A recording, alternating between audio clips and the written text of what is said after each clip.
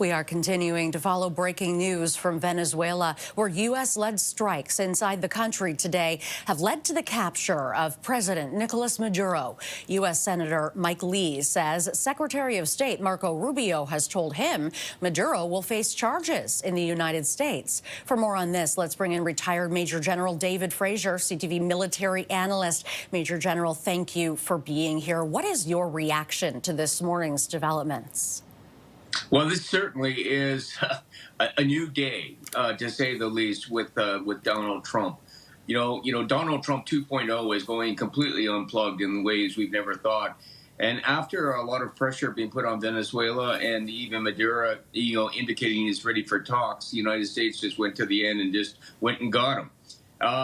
So the big question is not what they did yesterday or if he's going to go into the court system of the U.S.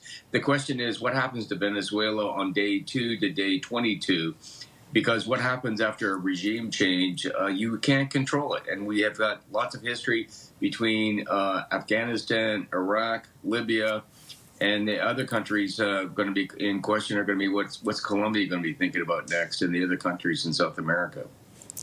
Now, Senator Mike Lee says U.S. Secretary of State Marco Rubio told him that Maduro will stand trial for criminal charges in the U.S. What could those charges be, and how do you see this all unfolding?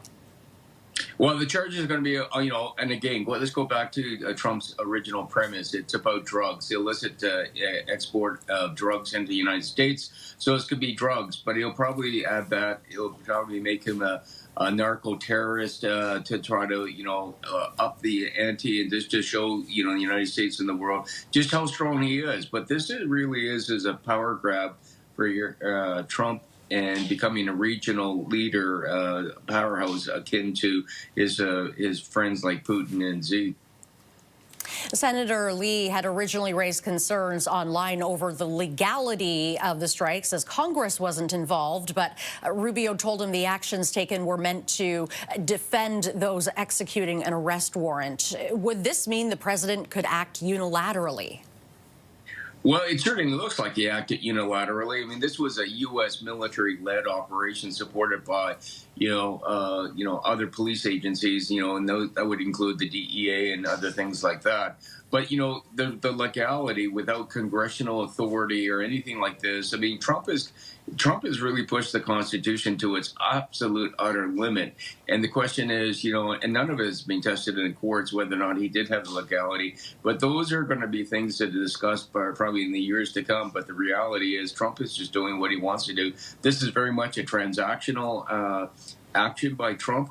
The question is, what's he going to do now with Venezuela, and what's he going to do now next after he's got Maduro in jail, probably in New York somewhere. All right, sir. Thank you very much for your insights this morning. Renee, thank you. Good morning.